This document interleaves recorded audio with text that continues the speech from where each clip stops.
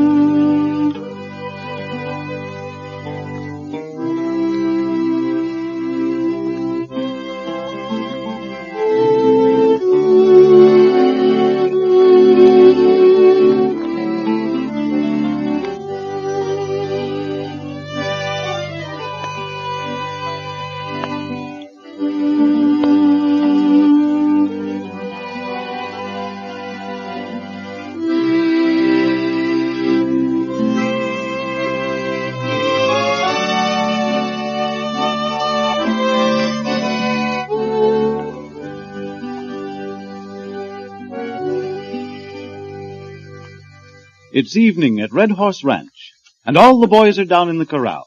For the time being, they've forgotten about Steve Bradford and his attempt to buy the Red Horse Ranch from Sam Carter. Alabama has finally decided it's time to break Red, his beautiful roan horse. Let's join them and see if Alabama has any luck.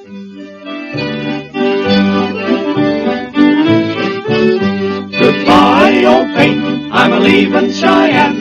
Goodbye, old fate, I'm a-leavin' Cheyenne. I'm a-leavin' Cheyenne, I'm off for Montana. Goodbye, old fate, I'm a-leavin' Cheyenne. My feet are in stirrups, my bridle's in my hand. Goodbye, my little donny, my pony won't stand. Goodbye, old fate, I'm a-leavin' Cheyenne. Goodbye, old fate, I'm a-leavin' Cheyenne. I'm a-leavin' Cheyenne, I'm off for Montana. Goodbye, old fate, I'm a-leavin' Cheyenne. Old Paint's a good pony, he paces when he can. Goodbye, my little Annie, I'm off to Montana. Goodbye, old Paint, I'm a-leavin' Cheyenne. Goodbye, old Paint, I'm a-leavin' Cheyenne. I'm a-leavin' Cheyenne, I'm off for Montana. Goodbye, old Paint, I'm a-leavin' Cheyenne.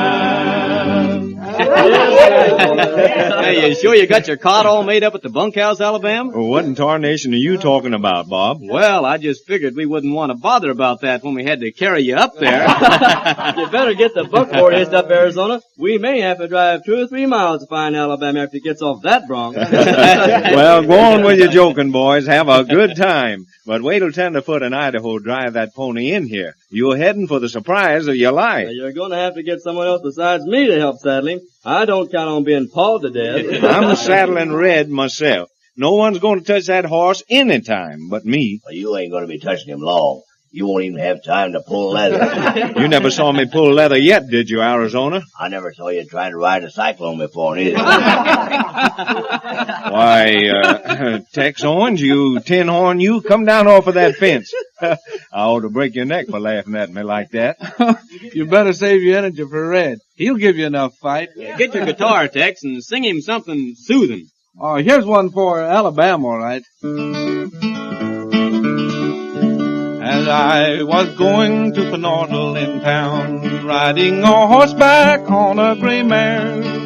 She had a white mane and tail and a list on her back, and there wasn't a hair on her but what was coal black. My mare stood still, she threw me in the ditch. She bruised my shirt, she dirtied my skin. I mounted my bridle and saddle again, and with my 10 toes I rode over the plain. Had a king and a queen and a company more, riding on horseback, a walking before. Musicians with fiddlers a beating the drum, with his heels in his pockets, oh how he did run. I pulled off my head with a natural disgrace, asking the way, though I knew not the place. It made them all ashamed, they scarcely looked down, and asked them the way to Penordle in town. I went to bed to take a night's ease, I scarcely could sleep for the lice and the fleas. Rolled and tumbled and scratched all night, I scarcely could scratch just as fast as they'd bite. I rode up the streets, no one could I see, the streets were all crowded gazing at me. The bells were all tolled, the people did stare to see a coach and 6 horses drawn by a gray mare. I set myself down on a hot frozen stone, 1,000 all round me, I was there all alone. Half a glass of wine to drive sadness away, and a staffel in the dust, and it rained all day. It rained and it hailed, and I stood in the storm. I had to hold my hat in my hand to keep my head warm. I asked Miss Susie, would you fancy me now? And we would get married tomorrow just now.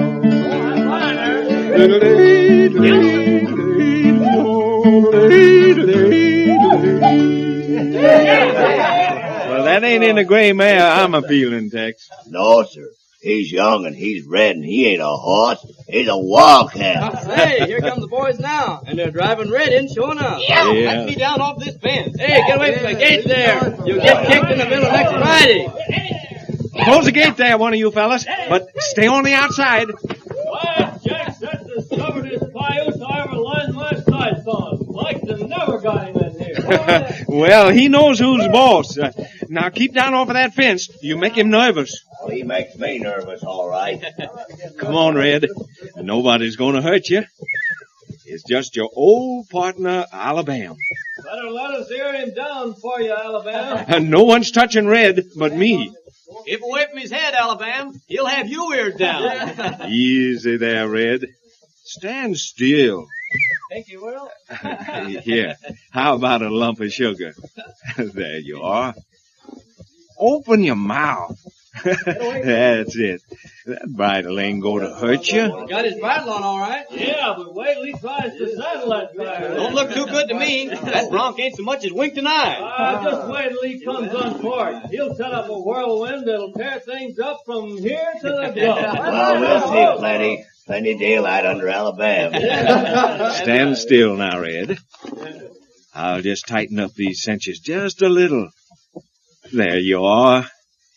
And now, boys, you'll see how a good cowboy rides. High, wide, and handsome. Now watch Alabama eat grass. Alabama, I'm warning you for the last time. That Red is the kind of a horse that throws you over his ear or else rolls on you. He's too wild. Better mount him from the front, Alabama. I don't like them hind feet. Well, here I go. There he goes. He's in the saddle. Ride him, Alabama. Easy, boy. The horse hasn't moved a muscle. Well, you could trade me for a prairie dog. That horse is as tame as an old tomcat. Nice. Now, come on, Red. Let's take a little turn around the pen. Now, that's it. Now, a little faster. Easy now. Arizona, Yeah. open the gate. Sure, I'll open it. And now, let's show him a little speed, Red. My business. And to think that I laid off half a day's work to see that. Well, we didn't get any excitement here. Come on, Arizona, get hold of that banjo. Yeah, come on. Maybe you can get it to kick a little, huh? Sure, hand me old Nellie. There it is. Whoa, get up.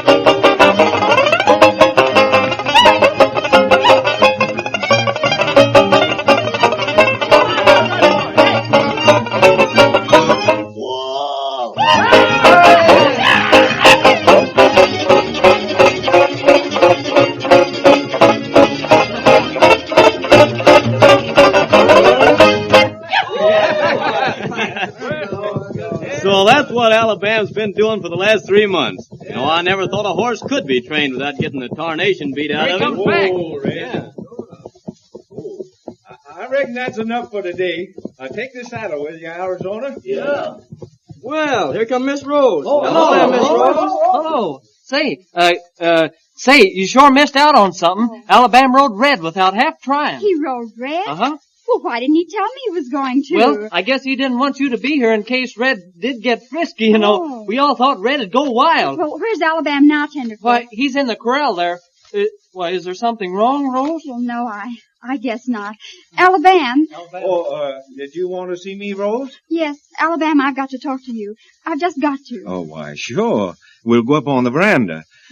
Let Red out of the corral, boys, but don't get near him. He might not treat you like he did me. Okay, Alabama.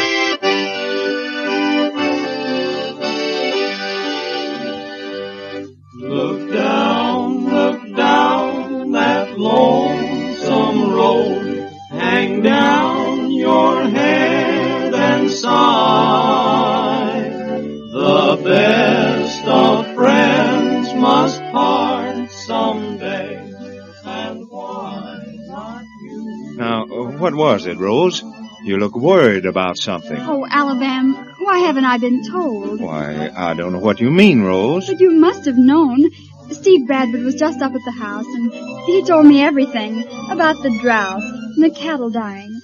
Poor Dad doesn't even know how he's going to meet the loan on the place this spring. Oh, it is true, isn't it? Why, Rose, I don't know what to say. Anyhow, Steve Bradford had no business saying a word to you about it. Well, I think I should have known. And at least Steve Bradford's been kind enough to try to help us. He told me he'd made Dad an offer for the ranch. So that's what he told you, is it? And to think that I haven't known this all the time. And poor Dad's been worrying himself sick over it. Oh, Alabama, why didn't you tell me? Well, your dad asked me not to. None of us wanted you to worry, Rose. Well, that's just like him. But, Alabama, we've got to do something. Well, I'd hope we could do something before you found out, Rose. Your dad's set on having you finish school now. Alabama, I'm not going back to school. I'm going to stay here with you and Dad and fight this thing through.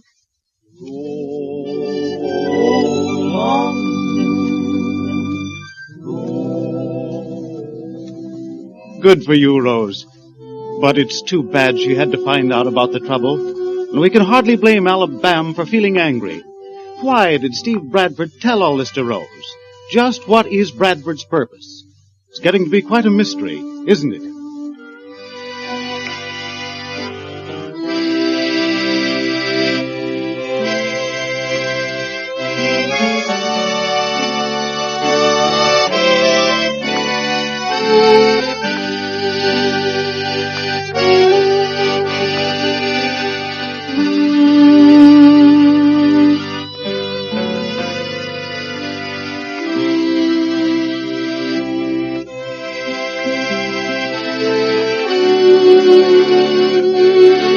Thank you.